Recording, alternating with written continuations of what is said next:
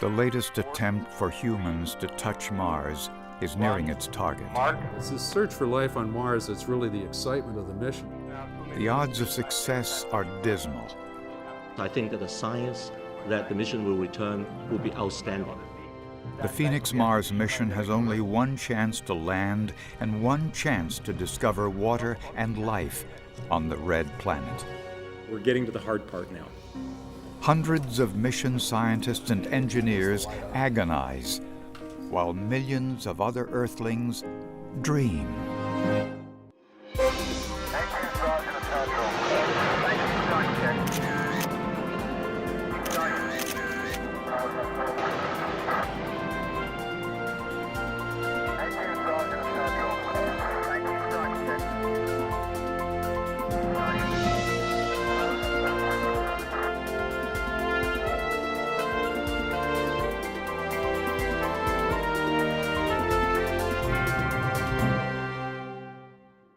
Main engine start, 2, 1, go, and lift. On August 4th, Saturday morning, 5:26 a.m., we had the most beautiful launch you ever saw. And that orbit around the sun is going to take us all the way out to the orbit of Mars, where we've carefully timed it so that Mars and the spacecraft will come together. 8K data in 10 seconds. Phoenix will travel 422 million miles over 9 months to get to Mars. It has been nearly a decade since NASA attempted to land on Mars due to a series of failed missions. This is a rare second chance.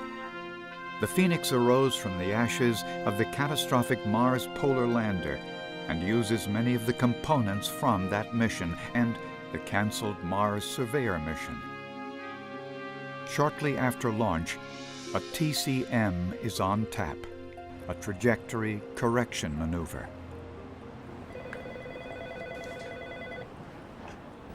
Joe? You starting yet? In 30 seconds. If we didn't do this burn today, we'd actually miss Mars by about 100,000 kilometers. It's not aimed at Mars to begin with because when we launch the spacecraft off the Earth, there's a piece of that that's called the third stage. And that's basically on the same trajectory as a spacecraft is directly after launch. It's not cleaned as well as a spacecraft for Earth organisms and overall contamination. So, or we intentionally bias the launch vehicle's target so that that third stage won't hit Mars. We can verify that we are at the burn attitude for TCM2. Awesome. We can confirm that it was a very good burn from the Doppler. It is fractions of a sigma off. The burn was very nearly as designed. All stations, Phoenix GNC. Telemetry indicates that we've begun the return sloop. Another 15-degree sloop, take about 40 seconds. I think we're going pretty much where we aimed, which is really good news. Feels great, very good. We've got a long way to go. We still have 7 months but every one of these milestones that we can put behind us is it always feels good. All stations, Phoenix Systems, at this time we can confirm. Before the stationary lander can begin touching, tasting, and sniffing for signs of life, the international team must learn how to command and operate their instruments remotely, blindly, while waiting 24 hours for results. Not unlike trying to teach a one-armed person to tie their shoes over the phone. In early October, the team gathers to practice at the Science Operations Center in Tucson, Arizona. The exercise is formally called an ORT, Operational Readiness Test. As we promised yesterday, this is going to be an off-nominal ORT. The intentional part is... That's probably the trickiest part of my job, is to create this illusion for them in a way that they are on Mars. So we have a test bed that's very good in a lot of ways. Well, we changed the whole environment of the test bed this time around, and it's all based on the high-rise images of the landing site that we expect to set down in at the end of May. And so what we had to do was go out and get a number of rocks that were of the correct size and the correct distribution. They're going to discover that there's a partial failure that has some fabric kind of flopping up in the way of unstowing the robotic arm. Let's find out. What's the timestamp on it? This is a good thing to check. What I want them to juggle is, given that it's not obvious how to deploy the robotic arm, whether to do something heroic really fast, with taking risks in doing so, or whether to defer that a day and move other payload activities up forward in time. Our big concerns are landing safely. We're still maximizing our landing site for safety and science return. We are, of course, training the crew for all the aspects of the mission, and we're basically preparing ourselves for what's going to happen May 25th.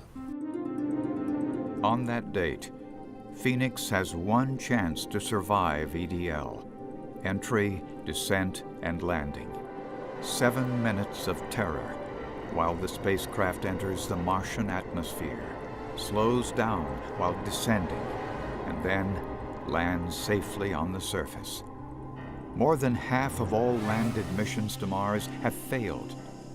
If Phoenix survives the landing, the team will use 6 onboard instruments to conduct their experiments for the scheduled 90-day mission.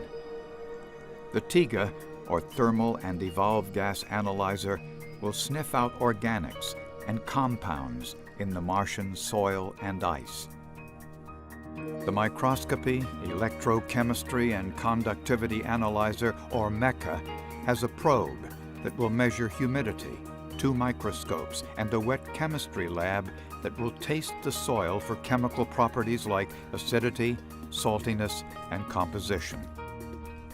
The robotic arm will touch Martian soil and deliver samples to the instruments. There's a weather station aboard and 2 cameras. One, the stereoscopic imager atop a mast. Another, attached to the arm. It's the first image acquired with the robotic arm camera after the launch of Phoenix. So what you're seeing is the inside of the scoop being illuminated by the illumination system of the robotic arm camera.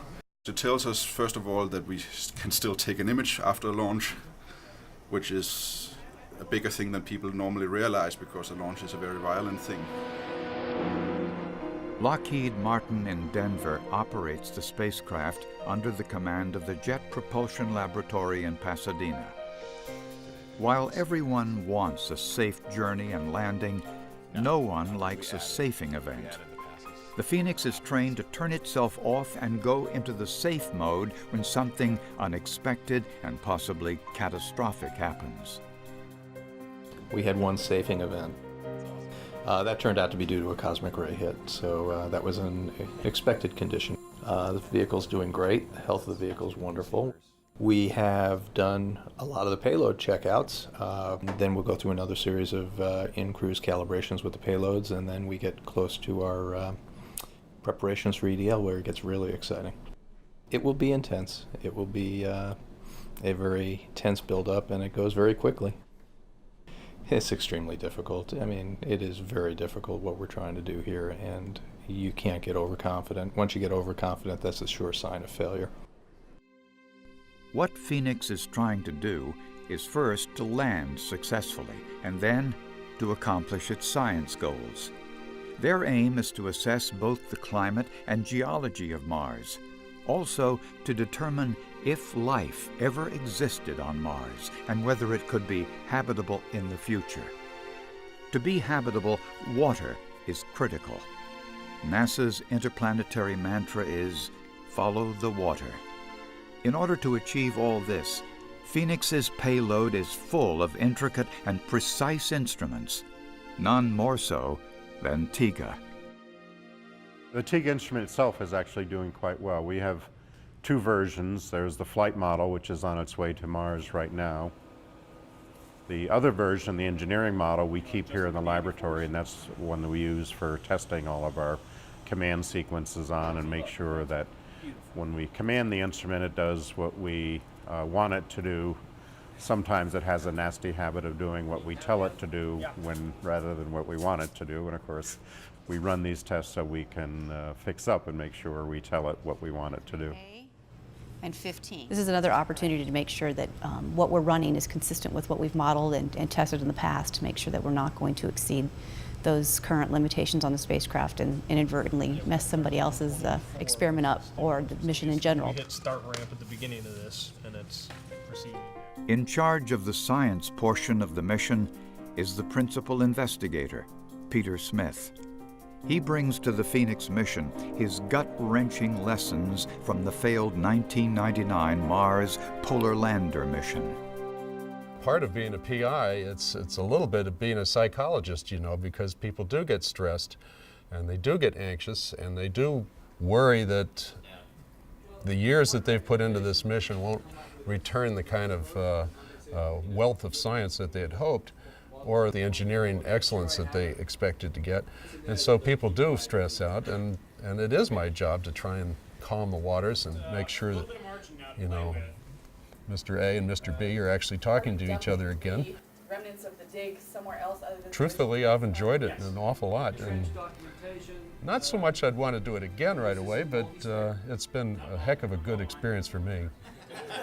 We're on our way to Mars, and we're really worried about the landing more than anything. Looking forward to the landing requires a hard, soul-searching look back at the past, the failure of the Mars Polar Lander, MPL. The most probable cause for the MPL failure was premature shutoff of the descent engines. There was a vulnerability in the software design that allowed the flight computer, when it started looking at the three legs, it starts a pull, that when it started that pull, there was a switch picked up, and it sensed that and then terminated the thrust, and then the vehicle fell the rest of the way. So that was what the review boards uncovered. We went much further. There's probably other things that MPL was at risk of failure for that had not been identified in the 1999 timeframe. We pulled those things out of the design and we fixed them. You learn more from your failures than from your successes. You may have been successful, but for the wrong reasons. You might have been lucky. Your failures really give you pause to reflect on what did we do well, what should we have done better. One of the most successful Mars orbiter missions is the Mars Reconnaissance Orbiter, MRO. A camera on board called HiRISE has been recruited to help find the best spot for Phoenix to land. The landing site is very, very, very flat, which is what they want.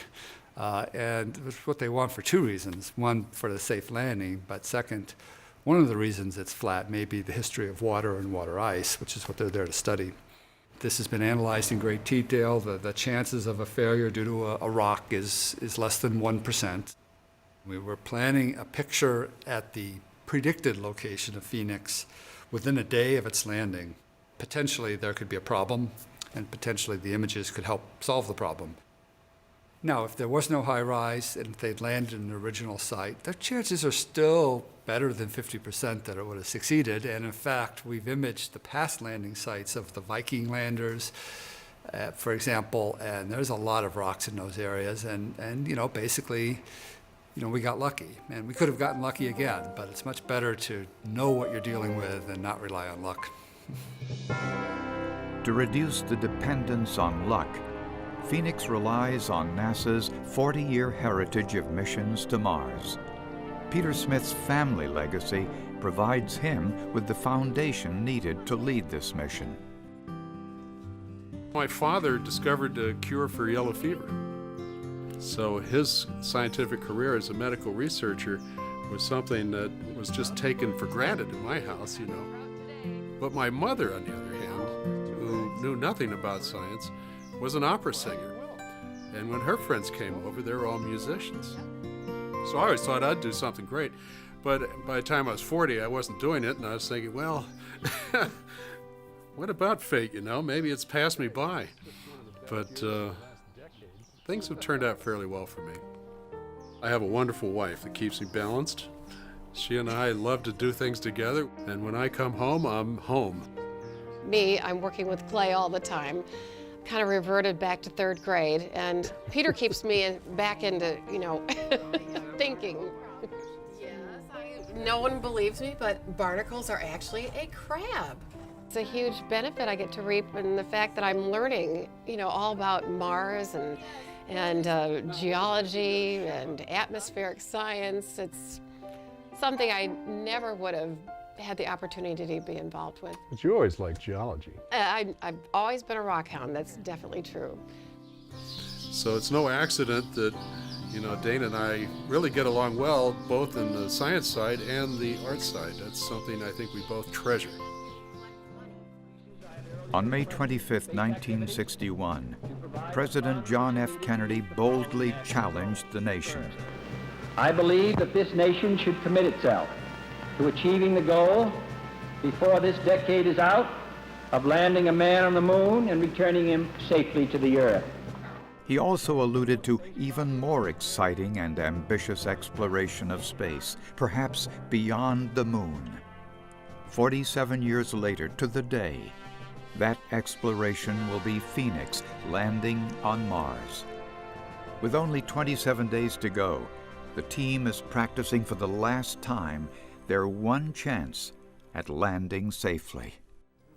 JPL Attitude Systems voice check. I reach you 5x5. Today what we're doing is we're actually practicing for landing and going through the operations for the first couple days on the surface of Mars. What we try to do is we make this even worse than it is most likely to be in real life.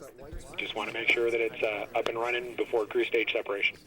The spacecraft is designed to survive a whole range of environmental excursions, like less dense atmospheres or denser atmospheres, that kind of thing.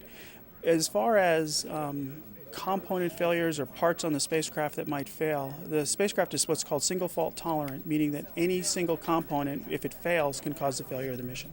Mission Manager, this is Nav. That is affirmative. The engineering challenge that we've signed up to here is by far the hardest and most challenging endeavor that we do in this industry right now. 15 seconds from a nominal touchdown time. I copy, thank you. It's not often that you get a second chance in life, and it's even less often than you get a second chance in the aerospace business to work on a spacecraft that's canceled. So, I consider that a great thing in my life that I've been able to come back and do that. We've done everything we possibly can to reduce the risk, to really try to put us in the best position, but we know that this is a very risky thing to do, and we know that success is not guaranteed.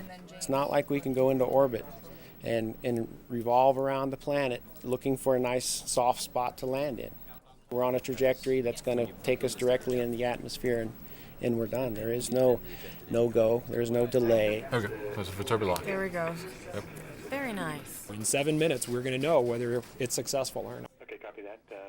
The 7 minutes of terror during EDL follows years of hard work and decades of dreams. We had a vision back in February of 2002. Let's follow up on this great new discovery by the Odyssey orbiter that there's ice in the polar regions. But following up, the quickest we can do it is 6.5 years. That's a long wait. You see, my hair's gone gray. I'm turning into an old man while I'm waiting for this mission to happen. So now it's coming up, I'm ready. And it's been hard to wait so long. There's a lot of passion that goes into this mission. We had a kind of a debriefing last night at the end of our training period, our dress rehearsal. And I was telling people, this is a once-in-your-life adventure we're on. And accept that experience with your full heart because, it's not going to happen again. We only land on Mars once, and that is a thrilling adventure. Get involved and just feel every moment of it because don't sit in the back and pretend it's not happening or that it's just another test. This is real. Welcome to NASA's Jet Propulsion Laboratory in Pasadena, California, and we're about 77 hours right now from that sequence known as EDL. We're having a press conference tomorrow to talk about the health of the spacecraft. As we sit here today, it's really very humbling what we've gone through the past 5 years.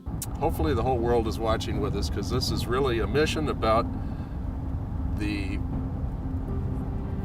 world community going to Mars. That's the way I look at it. Are we going to see the northern plains in those first pictures, or are we going to be just seeing solar panels?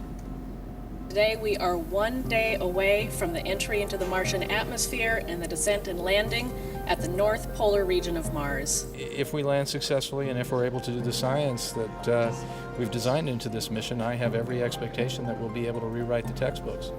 Go where there is no path and leave a trail for others to follow. That's what Phoenix is doing tomorrow. It doesn't get any more exciting than this. Welcome to NASA's Jet Propulsion Laboratory in Pasadena, California, and thank you for joining us for today's final pre-landing briefing for the Phoenix mission to Mars. I'm Veronica McGregor. The sky's clear. We've been watching the weather. Everything is set for us. Have a sunny day. The rest of the day is just watching and waiting.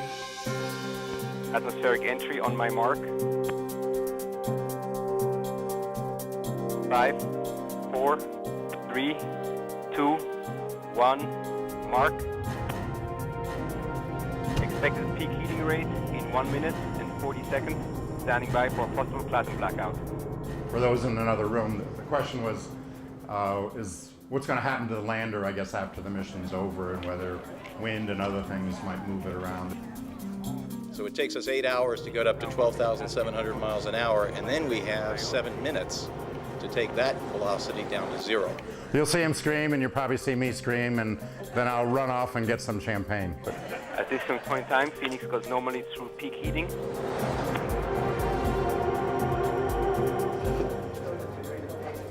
We still have a signal via Odyssey, standing by for reacquisition via direct to Earth. There's no second chance. There's no, we're not going in an orbit or anything. We're going straight in, and that's our fate. Stop of Odyssey kinesis data and switch to 32K in 10 seconds. Standing by for expected parachute deployment.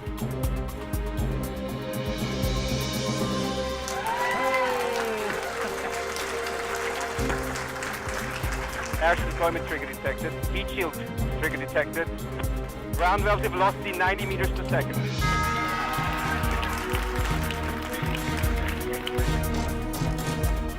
Land leg deployment trigger detected. Ground relative velocity 60 meters per second. Standing by for altitude conversion. Radar reliable. Altitude 2,000 meters. Altitude convergence detected. Altitude 1,800 meters. 1,700 meters. 1,600 meters. Standing by for land separation. Altitude 1,100 meters. Altitude 1,000 meters. Separation detected. We have verified the signal. Gravity turn detected. Altitude 600 meters, 500 meters, 400 meters, 250 meters, 150 meters, 100 meters, 80 meters, 50 meters. Come on. Constant loss of space detected. Altitude 40 meters, 30 meters, 20 meters. 50 meters, standing by for touchdown.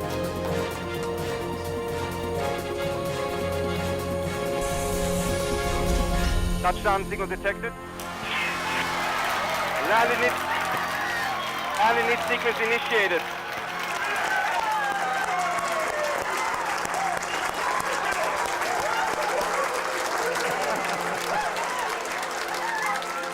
Phoenix has landed. Phoenix has landed. Welcome to the northern place of Mars.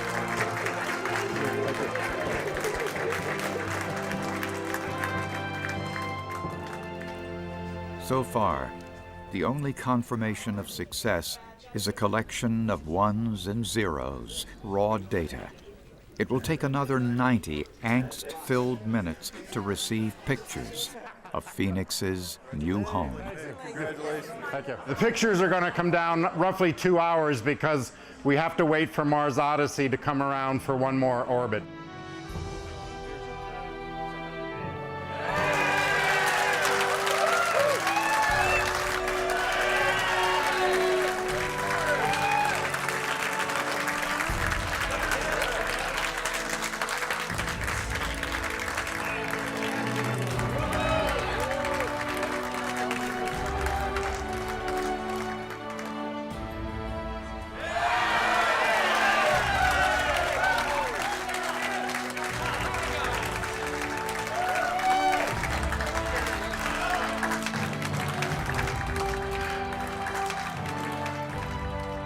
Did Yeah. see it? Unbelievable. Oh, fabulous. So how'd it go? We rehearse over and over again. We rehearse all the problems, and none of them occurred. It went perfectly, just the way we designed it. Yeah. Tell us your goal for the Phoenix now. What are your goals? Get some pictures back. We want to see Mars. Congratulations. While Celebration engulfs JPL, in Tucson, the high-rise team will spend the night scanning images covering hundreds of square miles of Mars, looking for the 8-foot diameter lander while in flight. Maybe it landed down here, actually. And so it turns out that Heimdall crater is right in the middle of our image, and given the projection of the line of sight, it looks like Phoenix is about to land right into this big crater. It's actually an illusion. It's just landing in front of the crater. Phoenix survives the night and has awakened on schedule and sent home a few new pictures and healthy vital signs. Another historical feat is then marked when the keys to the mission are handed over from JPL headquarters to the engineers and scientists 500 miles away. Hello again from the Phoenix Mars Mission Science Operations Center at the University of Arizona in Tucson, Arizona. I'm Sarah Hammond. U of A is the first public university to lead and operate a mission to Mars. The whirlwind first weeks of the mission are a shakedown period. All instruments must be checked out and methodically characterized. So we've designated some areas where it's okay for us to work. We've designated some areas where we're going to keep it natural. We had a bit of drama here yesterday. There was an anomaly on the MRO spacecraft. There it is. In color, it stands out remarkably well against dark red Mars. And you'll see in the initial image that the biobarrier is draped over our elbow. We're not going to rush anything. We're going to be very deliberate in our steps. The Canadian team is walking on moonbeams today because all three of our instruments that we've provided are up and running. We sent commands to the spacecraft to unstow the robotic arm, and today I'm ecstatic to let you know that it was successful. Well, we still very much like our landing site. One of the filaments appears to be shorted out. This was a very proud moment for we Canadians as Canada is so nicely displayed. These are the 10 sols that have shaken my world. One door is partially open, but that's not going to impede us at all. The other problem is that on this arm we don't have any contact switches. And after 7 shakes, some of the material has gone inside and has filled the oven. So this is a very exciting time for us. Before we sign off from Tucson, I want to wish all the gentlemen a happy Father's Day this weekend. We'll talk. The lander signs itself off nightly to charge its batteries under the never-setting summer sun, and in the morning is roused to receive that day's instructions. These commands are sent from Tucson across 400 million miles of space to MRO and Mars Odyssey, circling above the planet. The instructions are held until Phoenix awakens and sends up to the orbiters the results from the previous day's experiments, which have been stored in flash memory. Traveling at the speed of light, the data then takes 15 minutes to arrive back at the computers of the anxious scientists. It's a sequence wrought with possible hiccups. For instance, yesterday was a really particularly tough day for a lot of loss. We didn't get about a third of our images, which was very disappointing. But the team scrambled and worked very hard, and instead of going to Phoenix again, they went to the memory on the satellite and had Odyssey retransmit what had happened. And not only did we get the missing pictures we got, it helped fill in a lot of the gaps on the other ones that we had. So we're very excited about that. I got a whole day's data back. That was great. Almost lost. I mean, it was like a catastrophic. The soil delivery for the first sample soil surprised us, I think, quite a bit. It turned out to be quite a bit stickier and properties that we really hadn't fully appreciated. That pesky soil is just beginning to give the TIGA team headaches. The instrument was designed for and tested with an array of soils the scientists expected to encounter. The first step is to open the protective door covering one of the 8 single-use ovens.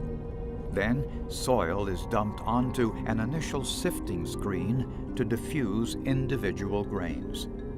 Solitary particles are then expected to fall into a hopper and through the opening of the tiny ovens, which are about the size of a ballpoint pen ink cartridge. When the anxiously awaited image from the robotic arm camera arrives moments later, it shows the discouraging news. A second door not completely open. Can we sweep it clean? Don't you have a broom or I think other people a should be wiper? getting heart attacks. We've had more than our share. Yeah, you guys definitely. I really was convinced it was going to open. You've had the lion's share of the challenges. And if they all end up like this first one, I think we're fine. I mean, that's a plenty big opening we have right now. The soil that TIGA hopes to eventually study inside its ovens plays a role in the study of the Martian climate. Prevailing wind direction can be determined by specific patterns of the soil swept around rocks. But as it turns out, not on this Mars mission.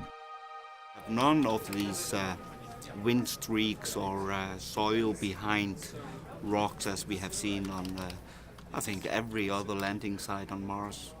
The ice underneath is probably modifying the surface in some way so that if a wind streak forms, it's destroyed in a very short time scale relative to the time scale it takes to form such a wind streak.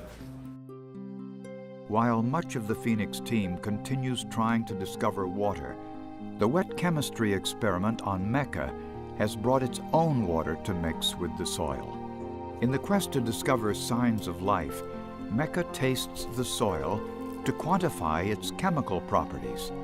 It is these that determine what, if anything, can live in it. Well, there we are. That's what it looks like. The character of the soil and the fact that it sticks together so quickly and so strongly that it forms bridges. You can put it in a container that has no bottom and it won't fall out. That's been new, and we've had to learn how to deal with that. Physical puzzles. Our preliminary data shows we have an alkaline soil where we are on Mars. It's somewhere between 8 and 9, a pH of 8 or 9. We've also found a variety of salt components, things like magnesium, sodium, potassium, chloride, a little bit, not very much calcium. So you'd probably have a great time growing asparagus, but I don't think you'd, strawberries wouldn't like it there.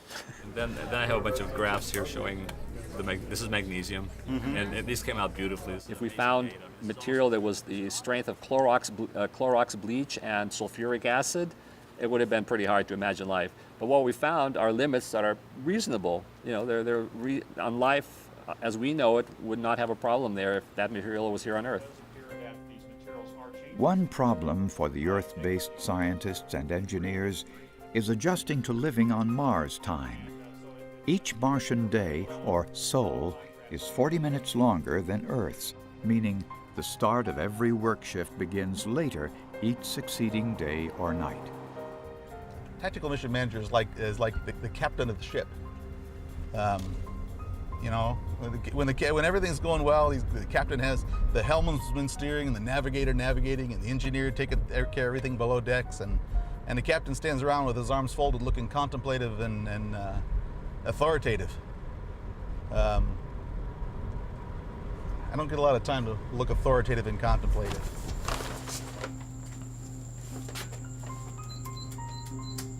A lot of material too.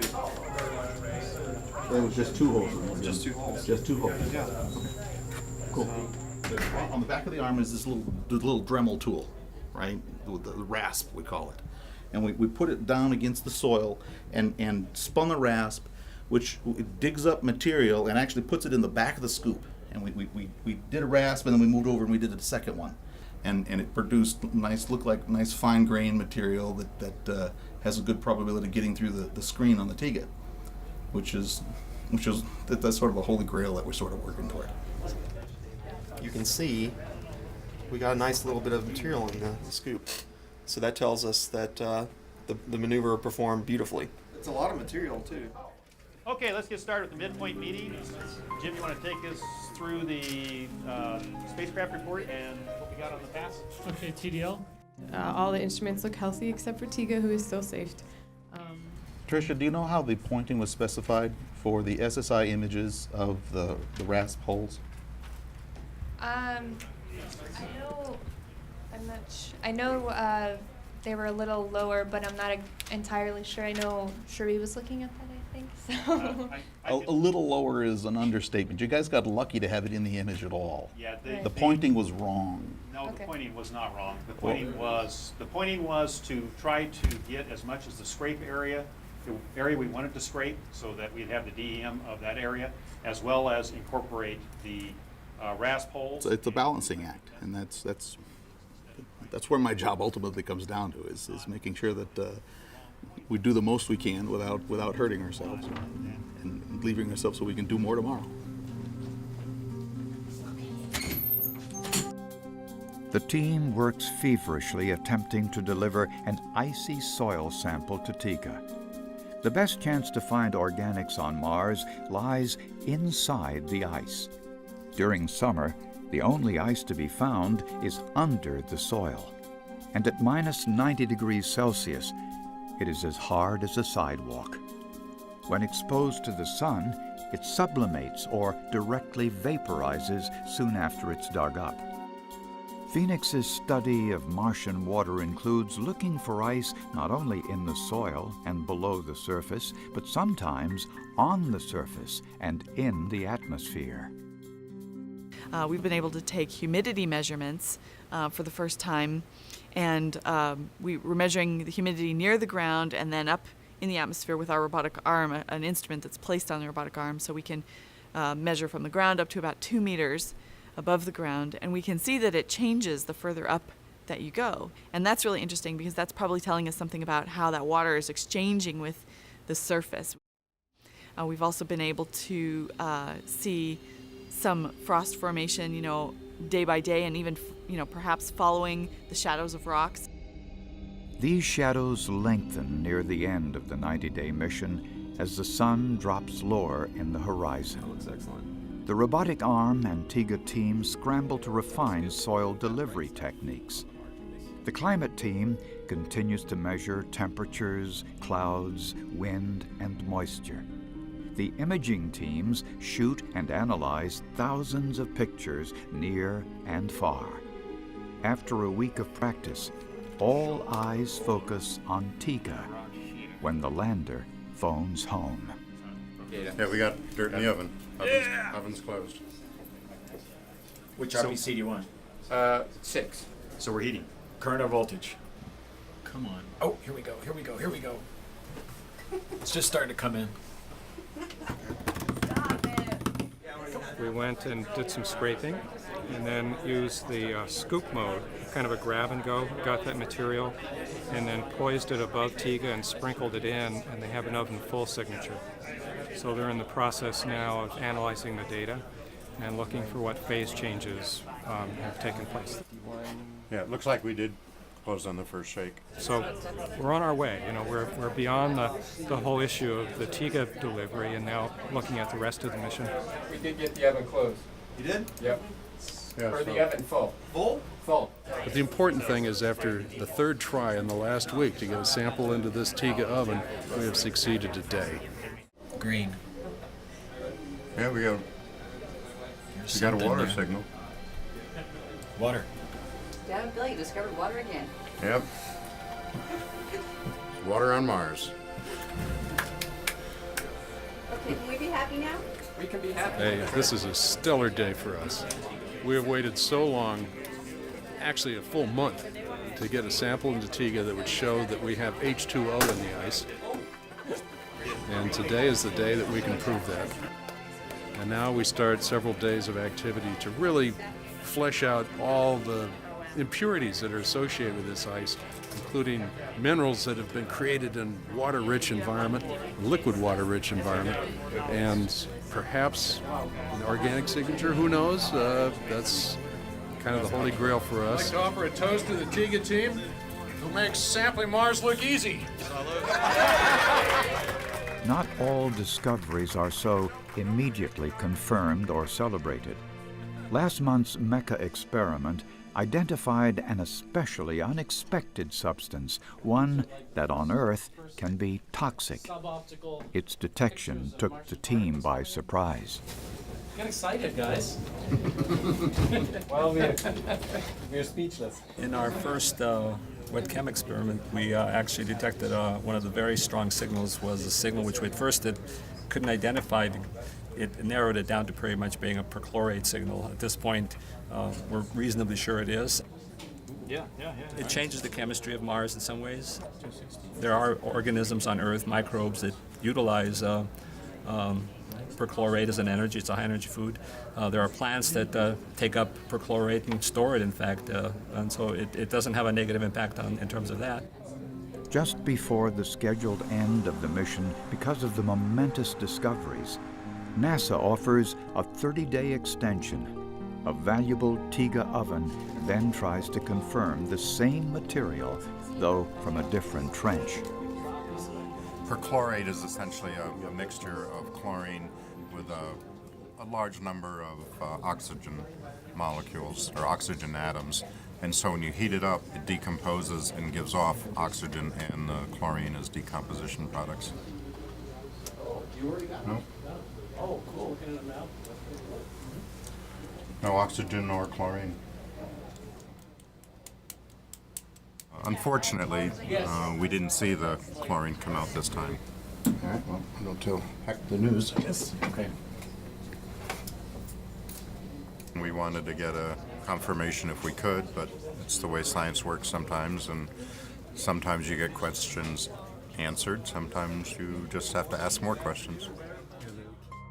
Phoenix is trying to answer questions raised by previous Mars missions, all of which landed in the equatorial region.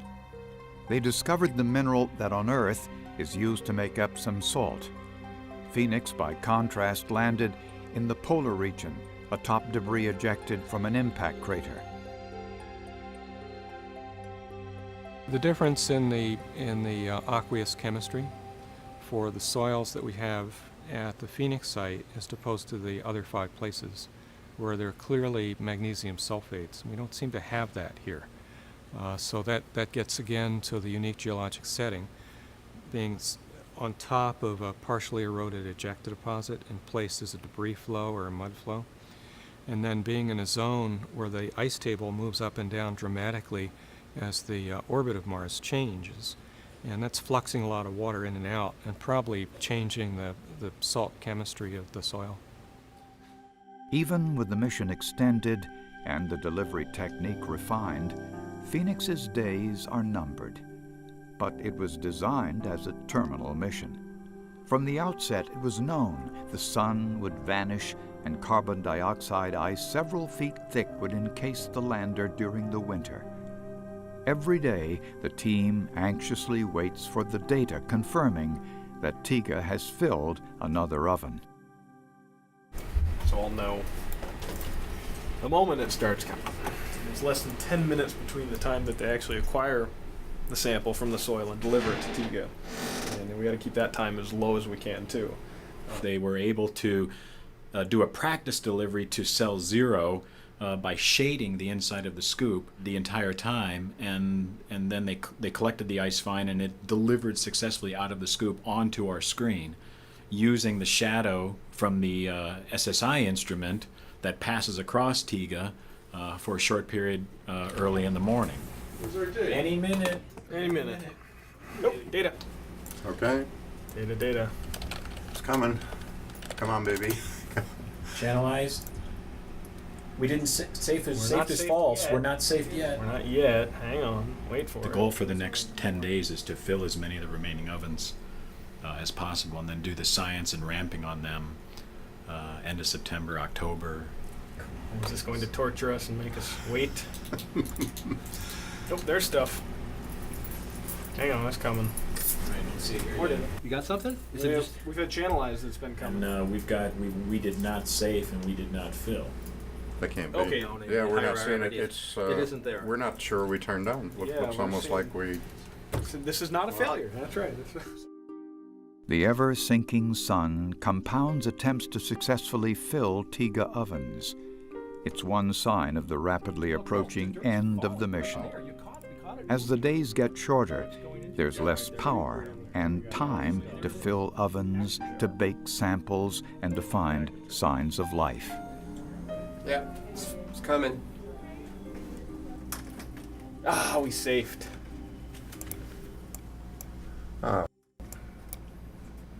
TIGA saved. All right. Well, I better go Didn't you tell just Carl record that we got to go plan B tomorrow. Yeah. Got a little bit, not very much. That's similar to the first. Yeah. Some of the first ones we had. All right, well, I'll give Heather a call. Maybe she Okay. knows already. Hi, Heather. It's Bill. Well, we didn't get an oven full. There was a fair amount of stuff on the screen, so looks like the problem's at our end. All right, should have gap report. What was Plan B? Plan B, no one's really sure. In late September, a tantalizing glimpse of the looming Arctic winter is seen for the first time ever. Snow falling on Mars. In mid-October, TIGA's luck changes, and it successfully fills and bakes another oven. So far, we've found that we definitely have calcium carbonate. There's a phase in there that releases carbon dioxide at very high temperatures, greater than about 700 Celsius. And really, calcium carbonate is the only phase that can do that. On Earth, calcium carbonates like chalk and marble are formed by the deposition of fossilized seashells and coral, past organic life.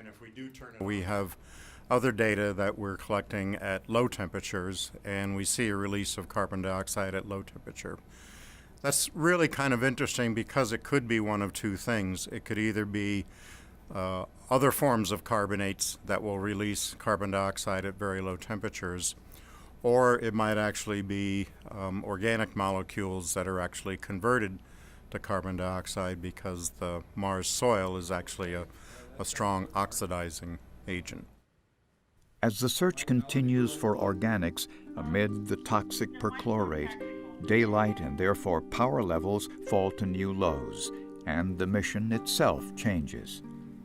Though granted a second extension by NASA, the majority of team members return home to trim expenses and to tend to other commitments. Housed at the University of Arizona, the TIGA team already is home. So we're planning something we haven't done yet on the surface, and that's to enrich the rare gases and what we call the gas enrichment. Do we get data? Not yet. It's not down yet? No. And so today we're actually running a test in the laboratory to make sure we've got the parameters for controlling the temperature down just right, so when we uplink it to Mars, things have a high probability of working well. We're going to be doing this on Monday when it's not clear there's even going to be enough power left for us, so we know we're not going to get a second chance on Mars. We don't know for sure we're even going to get the first chance, but we want to make sure we test things out in the lab to give us a better chance of making it work. Okay, Doug, if you would bring up the historical and strategic plan for me, please. Welcome to Sol 147, planning for Sol 148. Well, yesterday we had a very busy day in light of our current power state. We did a whole lot yesterday. On November 2nd, all communication from the lander abruptly ceases. Though expected, the death of Phoenix due to insufficient solar power is hastened by the cold, by cloudy skies, and by dust storms, the very soil Phoenix has studied for months. We've declared the end of mission. It's a bittersweet experience for me. We were calling it the hospice mode as we were getting towards the end, and that's the way it felt. You're losing a loved one. When we wrote our proposal, we asked for a 90-day mission plus a 60-day extended mission, 150 days. We lost our spacecraft on day 151. So we got 100% of what we asked for. Scientists are a little greedy. We wanted 110%. The landed phase of the mission is over, but the real science discovery is just beginning. We've collected all the data we're going to get, and now it's time to do a complete analysis. We haven't quite, plumbed the depths of what we've learned, but by gosh, we're after the truth of the northern plains of Mars, and whether it's what we hoped to find or didn't hope to find, we'll find what's there. It's not only finding what's there, it's also sharing the discoveries with the world. In mid-December, the team of scientists gathers in San Francisco to officially present its preliminary findings. Gathered at the annual meeting of the American Geophysical Union are more than 10,000 prestigious international planetary and Earth scientists, and the press. Before they present their findings, they must first figure out what they have found. Perchlorate.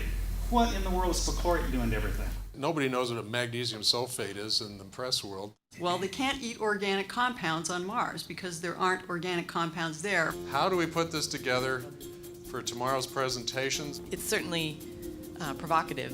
No. What? No. We don't know if they lack sulfur or not. So I've put 80% confidence here so that we don't have to feel like this is being written in the history books. Maybe the ice cap is less important than we thought. I don't want to get to the end of my presentation and have deleted every single one of my conclusions so that I can't say anything at the press conference. I would like to have some conclusions, and maybe we're going to try another slide. Next slide. We found that the soil was laced with perchlorate like some of the most arid soils on Earth. I mean, it's not 100% certainty. I said 80% confidence. I think Bill's point was probably not. Mike's point was we need snow. Aaron had some point, and I forget what it is. And Carol's saying yes. So what are we actually saying? Hope you brought your sleeping bag, Ray. We're going to be here all night.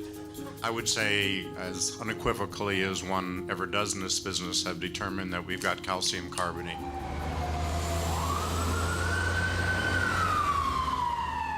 And what we found is that 5% of the soil material is calcium carbonate. Well, the other big discovery was snow, of course, coming down to the surface. We see frost on the ground, we see snow falling that sometimes doesn't get to the ground and sometimes does. There's a lot of lab work to be done here still. We're really needing to do more lab work. We're really, presenting preliminary results. We've found largely a windblown soil. The landform is paraglacial and differentially eroded, but the bulk of the soil that we're looking at's come in from the sky. Perchlorate identified at the 1% level. Well, I don't want to quibble, but I think it's more like 0.7%. And we now know that there are tiny amounts of salt and a large amount of something called perchlorate. Phoenix is really a stepping stone in the pathway of finding evidence for habitable zones and then perhaps later life on Mars. What we're trying to do over the next few months in our future work will be to try and get that last piece in this puzzle clicked into place. Now, 1 year after Phoenix landed, pieces of the scientific puzzle that is Mars exploration are rapidly starting to fit together. Time to reflect on the success of the Phoenix mission. Since we've completed our mission in November, there's been two very interesting discoveries about Mars. One is that the ice apparently still exists near the surface down to much lower latitudes.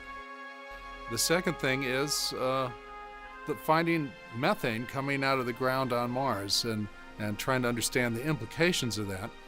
Our mission is now in the throes of winter. We certainly never tested our equipment at those temperatures, so it's very likely it'll fail. But on the other hand, there's some chance it won't.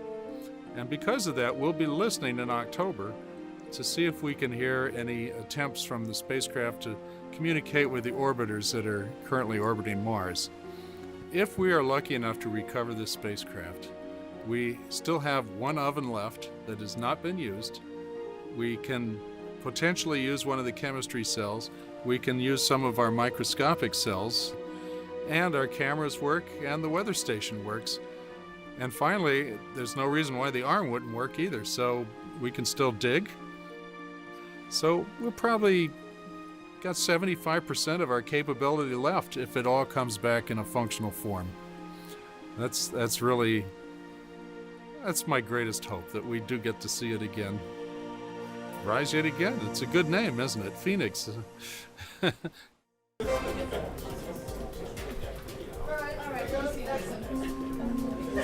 In that case, I'm going to sit on the other side of the table so I can see a little more of the faces I'm arguing with you. The biggest surprise. Well, I can't talk about that. We'll hear about it at some point. And then, how do you think it's a big surprise? Do you understand what they want to do? Yes. Does it scare the hell out of you? Not that bad. Evil scientists have worked for years on this problem.